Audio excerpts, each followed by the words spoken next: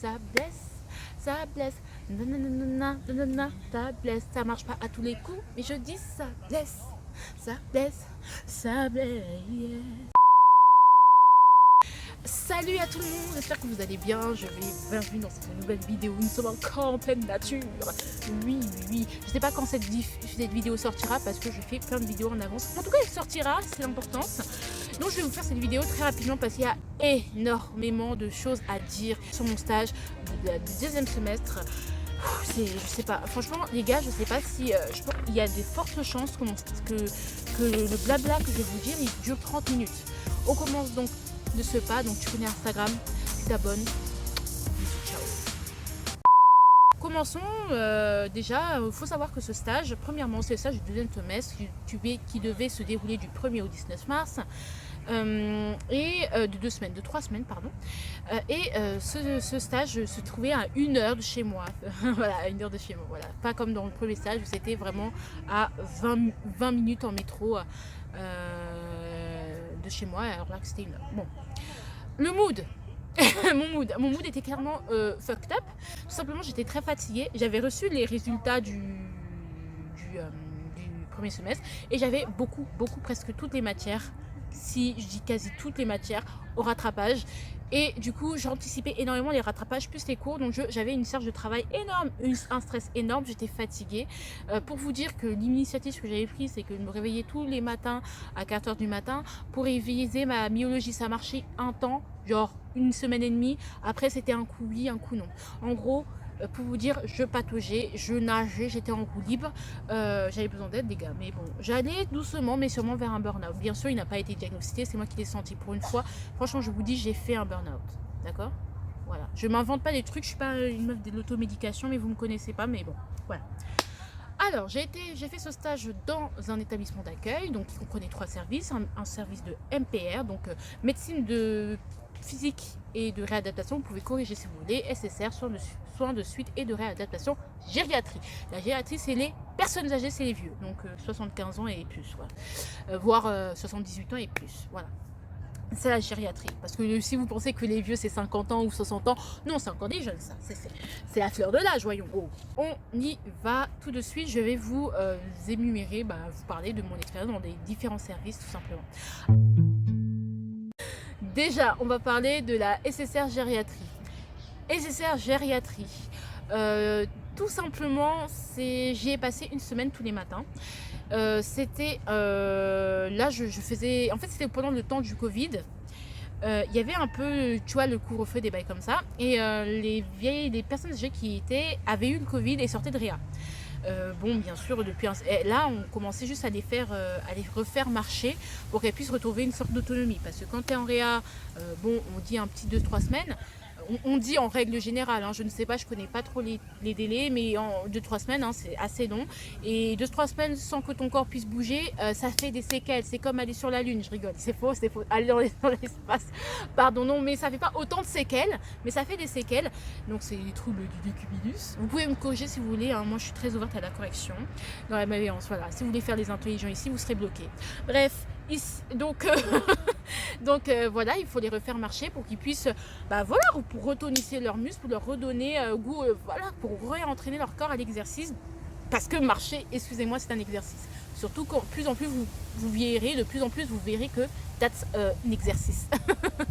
Donc voilà, et en plus ils ont des problèmes pulmonaires, donc certains ils sont branchés à l'oxygène, donc ils ont une insuffisance, ils sont sous assistance respiratoire, donc il faut les faire marcher en même temps. Ils sont très vite essoufflés, il faut les réhabituer à ça, à l'entraînement, à l'effort, quoi.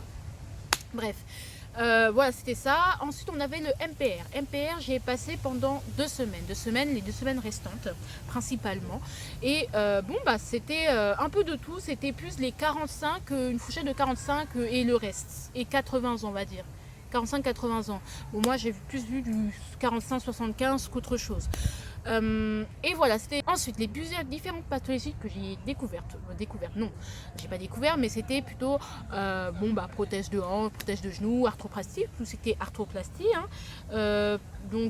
Fractures, cheville, main, enfin voilà, des fractures surtout clou gamma, fracture perte antérienne. Alors ça, verser. Et ça, c'est les chutes, la fracture préférée des personnes âgées. Ils tombent, boum, ils se fracturent parce que l'ostéoporose, tout ça, toi-même tu sais. Voilà.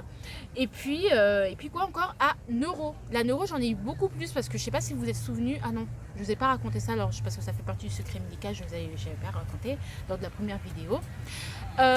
Donc il y a eu la sclérose en plaques et la paraplégie que j'ai découverte. Donc la sclérose en plaques, j'entendais ce truc planer au-dessus de mes oreilles, mais je savais pas ce que c'était. J'ai pas demandé et j'ai pas fait des recherches. Mais voilà, c'est une maladie particulière et bon, moi j'ai fait ma découverte ici. Bon, bref. Ensuite, on avait les staffs 1 à 2 fois par semaine pour parler des patients. Alors les patients qui, forcément avec toute l'équipe soignante, donc les médecins, les aides-soignants, les kinés, les psychomotriciennes. D'accord, on faisait un bilan sur chaque patient. Donc le médecin, il disait le nom du patient et chacun, on faisait un tour de table. Les infirmières aussi étaient dedans, je vous oublie toujours, c'est pas bien. On faisait un tour de table, qu'est-ce que vous avez remarqué, blablabla. Et les assistants sociaux, est-ce qu'on le fait sortir quand, est-ce qu'il a besoin de plus de temps, est-ce qu'on rallonge, est-ce qu'on raccourcit, est-ce qu'il avance bien, tu vois.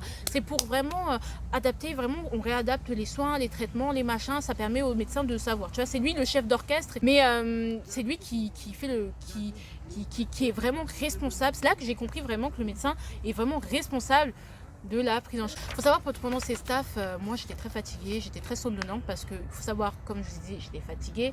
J'avais mon corps qui était très fucked up et du coup en fait ce qui me permettait de ne pas me fatiguer c'était d'être dans l'action. Et donc comme tu me disais à 16h, enfin pas à 16h, à 14h où j'étais tout le temps dans l'action depuis le matin et tout le temps dans l'action, c'est à dire que bon, j'étais occupée. Tu me dis juste d'écouter, c'était trop. J'étais active et j'étais pas passive. Et quand tu es pendant le staff, tu es passif, tu n'es pas actif. Tu peux prendre des notes, mais moi j'étais très... moi le sommeil il m'assommait. Hein. Je dormais pas pendant, bien sûr, par respect, mais je pense qu'ils ont tous remarqué que j'étais crevée et franchement je pouvais pas faire semblant. Vraiment j'ai essayé, hein, mais je pouvais pas. Ah mais j'étais trop crevée, vraiment. Hein. Je pense qu'ils m'ont pris pour une gogole, mais on s'en fout. Aussi quoi, il y avait cette notion d'équipe parce que là je suis passée du libéral, donc un mec qui était tout seul. Seul, c'est un bien grand mot, à des gens qui étaient en équipe avec plusieurs disciplines. C'est cool, l'équipe elle fonctionnait bien, ils se communiquaient bien, c'était super cool. Le problème c'est que moi, non je peux pas, never je vais travailler avec des gens, enfin peut-être mon équipe c'est genre une personne, mais genre après tu vas pas me dire que je vais travailler, ah putain travailler avec des gens c'est ma phobie. Donc voilà, c'est juste une petite aparté comme ça. Donc après on va passer au point positif et au point négatif. Du coup on va commencer avec les points positifs. Alors les points positifs, déjà premièrement, je sais pas si vous avez vu dans la dernière vidéo, toi les la regarder si vous voulez, je disais qu'en mode moi il me fallait quand même en libéral, genre il n'y avait pas autant d'autonomie. Et là j'en ai eu beaucoup plus d'autonomie et j'étais extrêmement sollicitée, genre vraiment. Les stagiaires, on est sollicités. Mais t'inquiète pas, on est sollicité. Donc voilà, on est sollicité et c'est super. Ensuite, ce que j'ai kiffé, c'est la pluralité des tuteurs. J'en ai eu plusieurs, donc plusieurs points de vue, plusieurs manières de fonctionner, plusieurs expériences. Même si je parlais pas trop avec eux, je posais quand même, tu sais, il y avait des techniques, tu vois, je disais ah, pourquoi vous faites ça et pas plutôt ça, tu vois, c'était très intéressant pour tout ce qui était exercice, pourquoi vous faites travailler en concentrique plutôt qu'en et pourquoi vous faites, c'était beaucoup plus, et puis voilà, et puis il y avait des jeunes, il y avait des vieux, et c'était super cool parce que j'avais un peu de tout et plusieurs points de vue, donc comme je vous ai expliqué, voilà. Ensuite, on va dire la pluralité, la pluralité au niveau des disciplines. Donc par exemple j'ai découvert la psychomotricité, j'en ai fait de la psychomote parce que j'ai un nystagmus et j'en ai fait de la psychomote et j'en ai fait de la relaxation quand j'étais toute petite, mais j'avais oublié à quel point c'était bien parce que la psychomotricienne m'a proposé aussi les appâts. Oh putain, l'appât, j'avais oublié les appâts, mais je sais pas trop ce que c'est, donc je vous expliquerai peut-être plus en détail, mais j'avais oublié l'appât dans les APA. Hein. Donc du coup, j'ai fait une séance de relaxation en psychomotricité. Ça faisait très longtemps que je n'en avais pas faite. Voilà. J'étais suivie par une psychomotricienne, je l'avais dit ça. Ok. Et donc du coup, la psychomotricienne nous a proposé de faire une séance de relaxation. Il faut qu'on ressente quels seraient les effets sur les patients. Autant vous dire que moi, ça a fait beaucoup d'effets sur moi parce que c'était un mélange d'hypnose, d'un état hypnotique, paralysie du sommeil, plus en même temps j'étais très consciente, enfin c'était très bizarre, ça m'a fait beaucoup d'effets, en même temps j'étais stressée, j'étais mal dans ma peau, j'étais fatiguée, et puis voilà. Ensuite j'ai découvert Ariane, donc il y a un logiciel où on peut répertorier toutes les données médicales sur les patients, ça permet de faire un suivi et même pour les études, tout ça, c'est là dedans qu'on va chercher les données tout simplement, et c'est super cool. Moi j'ai découvert les machines aussi, parce que je vous disais que chez le kiné chez lequel j'avais fait les stages, il n'y avait pas beaucoup de machines et il n'y avait pas de machines du tout, hein. Et là il y a eu des machines et j'ai vu quand même leur intérêt et c'est super cool et beaucoup plus de matériel. Mais mais j'ai pu comparer qu'en fait les deux kinésithérapies, il faut savoir qu'elles se font très bien. Donc avec machine c'est pas mieux, mais sans aussi c'est pas mieux non plus. En fait les deux se valent de manière égale, mais vraiment égale. Ensuite, les points négatifs, les points négatifs, c'était que c'était très redondant, c'était très redondant, très routinier, c'était comme d'habitude en fait. Alors tu vois qu'en libéral, quand tu prends rendez-vous, tu prends pas rendez-vous tout le temps à la même heure. Tu vois, tu prends pas rendez-vous tout le temps à la même heure. Donc du coup, ça change un peu. Tu sais pas si tu vois madame kakaka, tu vois. Alors là, c'était tous les jours, même heure, même ordre. Oh non, c'était chiant. Et j'étais très fatiguée, donc je comptais mes heures. Et puis je vous disais, j'étais très mal dans ma peau, j'avais un gros malaise, ma santé mentale était fucked up. Donc du coup, voilà, je comptais mes heures, tout était lourd.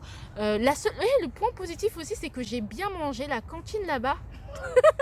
J'étais fatiguée et qu'il y avait 6 patients par heure, donc c'est-à-dire que dans l'heure, je devais, dans la demi-heure, tu devais jongler entre plusieurs patients. Vous savez à quel point je déteste ça parce que j'aime bien passer 30 minutes sur one patient. Parce qu'il y a des moments où on va arrêter de se foutre la gueule du monde et c'est super intéressant, tu vois, de vraiment être que sur un patient. Et même eux, ils disaient, moi je veux mon kiné, mais ils savent très bien qu'on ne peut pas faire autrement, surtout dans ce genre d'institution. Je suis désolée, on ne peut pas vous prendre un par un.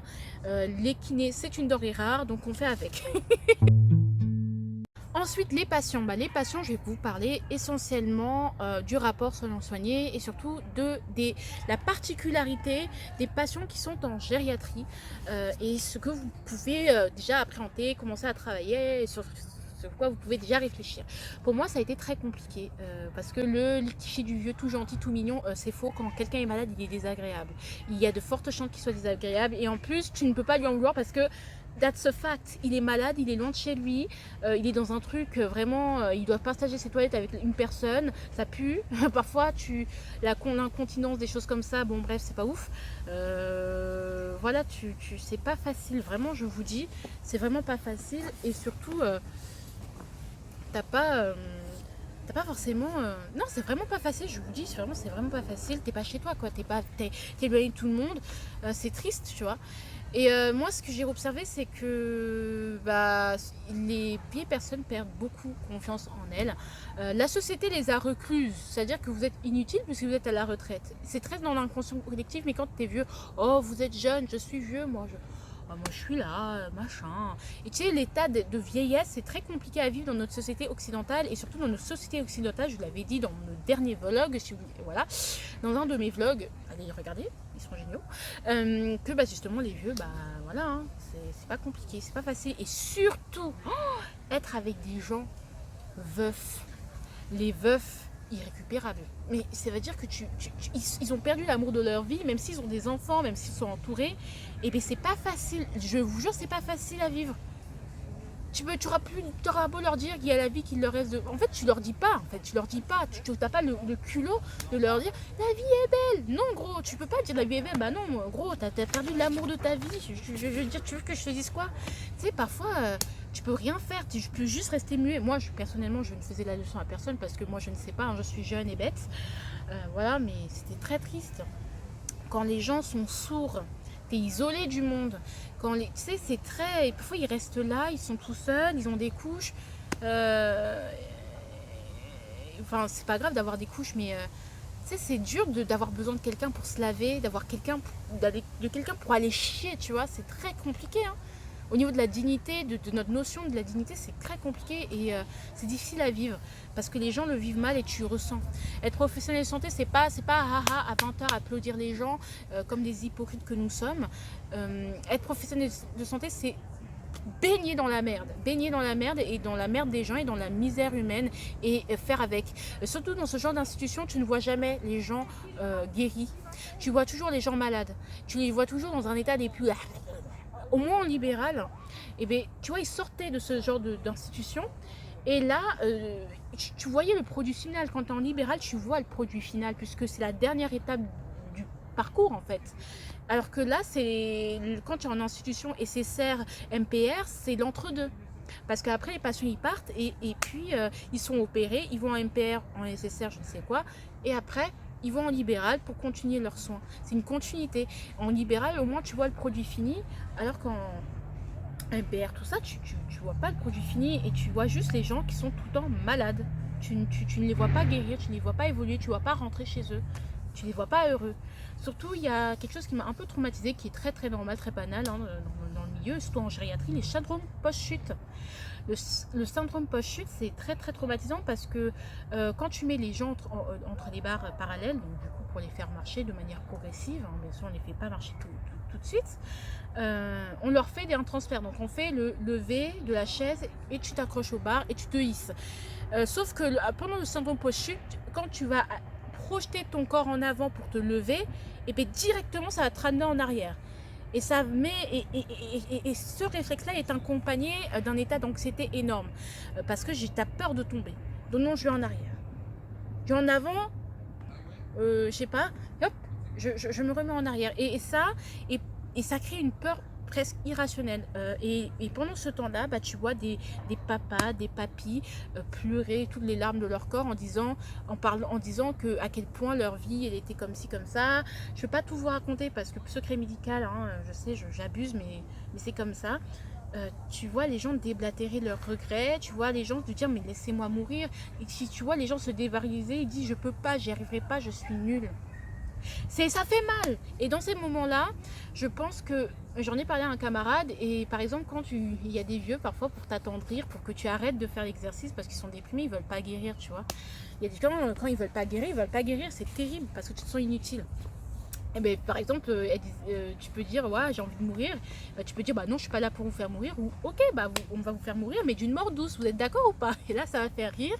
Bien sûr, vous ne le faites pas tout le temps et bien sûr, il faut un peu sentir quand vous pouvez le faire. Mais tu sais, l'humour, ça aide toujours un peu. Non seulement c'est un mécanisme de défense pour vous, mais ça a aussi un mécanisme de défense pour le patient. En tout cas, il faut avoir conscience de ça. Moi, il faut savoir que j'étais très très triste, ça m'a beaucoup touchée.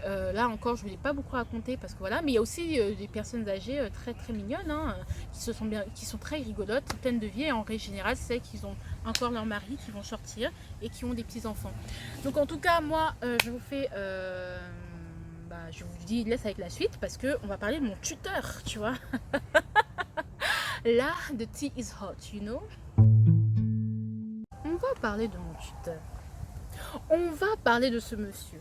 Oh god. C'était un mon tuteur, il m'a corrigé ma manutention, ce qui est hyper, ma prophylaxie, ce qui est hyper important quand tu fais des mobilisations. Désolé, le soleil il me fait des bisous. Sorry, un moment là, franchement, je vais arrêter de l'éviter. Mais voilà. Bref, on continue. Alors, ce monsieur, il faut savoir qu'il était... franchement, c'était un bon tuteur, c'est un bon kiné. Le problème, c'est que sa communication avec les stagiaires, je trouve qu'elle est nulle à chier. Faut pas faire ça. Donc moi, je vais vous faire un petit tuto à vous les profs là. Écoutez-moi bien, prenez les notes, parce que là, c'est pas possible. Faut arrêter. Donc en fait c'est un monsieur quand il voulait provoquer chez moi un électrochoc pour que je fasse les choses bien et pour que je sois un peu plus exigeante avec moi-même parce que c'est normal hein, parce que ça part toujours d'une bonne intention cette merde là. Du coup il va chercher à provoquer ton ego. Tu vois, pour mieux t'illustrer le truc, c'est toi ce genre de prof là, idiot, bien sûr, je tiens à le dire, qui vont dire ouais, de toute façon vous êtes la pire classe de toute l'école. Vous êtes la pire classe de toute l'école. Les 5e B, ils sont mieux que vous. Et enfin, alors que vous êtes de la 5e F, vraiment, c'est toujours comme ça avec vous. Vous êtes trop nuls et tout. Et en fait, quand ils vous disent ça, Ils le font exprès, ils le font à tout le monde. Mais ils le font pour vous, justement, pour vous dire, ah putain, pour vous mettre en compétition avec la 5e B imaginaire, pour que justement vous fassiez mieux et que vous vous surpassiez. Ça, c'est provoquer votre ego. Ça marche, mais pas avec tout le monde. Pour certains, ça motive et pour d'autres, ça détruit. Donc, et ça détruit beaucoup plus de gens que ça ne motive réellement. Et c'est con et parce que c'est toxique, ça crée une compétition malsaine. Alors moi, qu'est-ce qui s'est passé avec moi? Moi, c'est quand il avait des remarques à me faire, comme il voyait que moi, je suis quelqu'un de très calme, très posé. Il me disait, mais ah ouais, mais cette stagiaire, je la trouve plus curieuse que toi. Je la trouve mieux, sur certains points, je la trouve mieux que toi. Elle est mieux que toi, mais regarde, moi, franchement, elle est beaucoup plus au taquet que toi. Regarde là, elle est mieux que toi. Mieux que toi, mieux que toi. Et je suis en mode, il a fait ça une, deux fois, mais une, deux fois, tu sais, c'est celles qu'on retient. Et en fait, moi, je suis pas quelqu'un de mauvais, j'aime pas avoir l'envie. Ah, il y a un rat, je vous jure. Rat des villes, les rats des champs. En fait, moi, comme je vous disais, j'aime pas envie les gens. Et donc du coup, moi, ce que j'ai fait, je suis allée voir ma stagiaire et je lui ai dit, putain, mais mon tuteur, il trouve que t'es mieux que moi sur certains points, sur tel ou tel point. Elle était super heureuse. Ça blesse, wesh. Non, mais je suis désolée. Tu sais, ça te dévalorise. Même si moi, j'adore ma co-stagiaire, mais nous mettre en compétition comme ça, c'est dégueulasse. C'est dégueulasse. C'est comme un mec... Tu sais, comme les hommes, ah ouais, mais elle est mieux. Mais ta gueule, en fait, ferme ta gueule. Gros, quand tu as un stagiaire, tu le prends avec ses difficultés, et avec ses lacunes, tu vois. Tu vas pas le comparer à un autre parce que c'est pas lui qu'on t'a confié, c'est moi que tu as. Quand même, chérie, quand même. Faut que ça monte au cerveau. Non, mais pour vous dire, c'est très très grave. À partir du moment où un élève a la volonté, quelles que soient ses difficultés, tu le prends en charge. On sent, mais qu'est-ce que ça va apporter que si tu me compares avec elle? Tu penses que moi je vais lui crêper le chignon et je vais avoir la rage? Moi j'ai pas la haine quand quelqu'un réussit c'est bien, je suis pas aigrie en fait. C'est quoi ça? Aigrir les gens si jeunes? Punaise, j'ai 19 ans. Tu fais pas ça. Tu fais pas ça, je suis désolée, il y a des moments, mais c'est quel genre de... En plus j'avais écrit une autre merde comme ça. Faut pas oublier en fait que les stages c'est pas le service militaire. C'est pas le fucking service militaire. D'accord? On n'est pas à l'armée ici. Apprendre, c'est ne pas savoir d'abord. Et c'est faire des erreurs. Et parce que ça, c'est un truc, une contradiction là, il faut vous mettre d'accord. Alors, oui, tu peux faire les erreurs, tu es là pour apprendre. Et de l'autre côté, quand tu poses une question, ah mais tu devrais le savoir. Ferme ta gueule. Mais pour vous dire à quel point c'est grave. Le service militaire, on est là pour apprendre. Comme je disais, c'est pas le truc de oui, non, c'est pas ouais, non, mais il faut apprendre à se mettre d'accord. Mettez-vous d'accord. Mettez-vous d'accord. Mettez-vous d'accord, je suis désolée. Ça, c'est. Et les gens, ils pensent qu'ils sont. C'est comme ça qu'on rend compétent les gens, vous êtes sûr?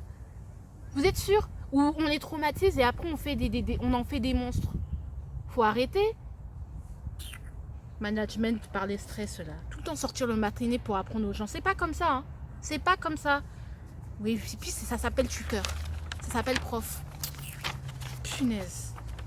Et même, j'en suis arrivée pour vous dire que en fait, toute la gentillesse et la bienveillance que j'avais reçue de mon premier stage, bah, allez le voir parce que mon tuteur, bisous si vous passez par là, je vous aime. Bref, que toute la bienveillance que j'avais reçue de lui, c'était, il m'avait trop chouchouté. Ou c'était un faible. Mais vraiment, vous dire, mais ah non, il m'a pas assez traité durement. Et j'ai accepté le fait que ce soit normal pendant un moment. Et après, 2 minutes après, en pensant à mon tuteur, j'ai fait non, mais quand même. Non, mais en plus, c'est quelqu'un de sévère, c'est quelqu'un de dur, mais c'est quelqu'un de juste. On peut être dur, mais on peut être juste. Et c'est pas parce que tu as été dur avec tu as été dur et sévère et injuste aussi, et méchant, et que tu as fait subir des humiliations ordinaires, des maltraitances ordinaires, je suis désolée, je vais dire des mots, mais c'est ça, wesh. Vous n'êtes pas content, c'est que forcément vous avez fait cette erreur. Voilà, vous êtes juste des monstres. Je suis désolée. Je suis désolée, moi je vais vous remettre à votre place, vous, hein. Vous m'énervez, hein. On n'est pas obligé de, pour rendre quelqu'un compétent, on n'est pas obligé forcément de sortir tout le temps le martinet. D'accord? Pour que les gens comprennent des choses. C'est pas comme ça l'apprentissage. Oh, j'ai lu, c'est pas ça l'apprentissage. C'est pas ça la pédagogie. faites des études, vous faites l'école des cadres et c'est comme ça que vous élevez. Non, quand même. Après là, j'exagère là, ce tuteur, il n'a pas fait l'école des cadres, c'est juste un kinésithérapeute. Après, forcément, même t'es kinésithérapeute, t'es pédagogue, je suis désolée. Enfin, où tu apprends la pédagogie, merde. Bref, c'est pas grave.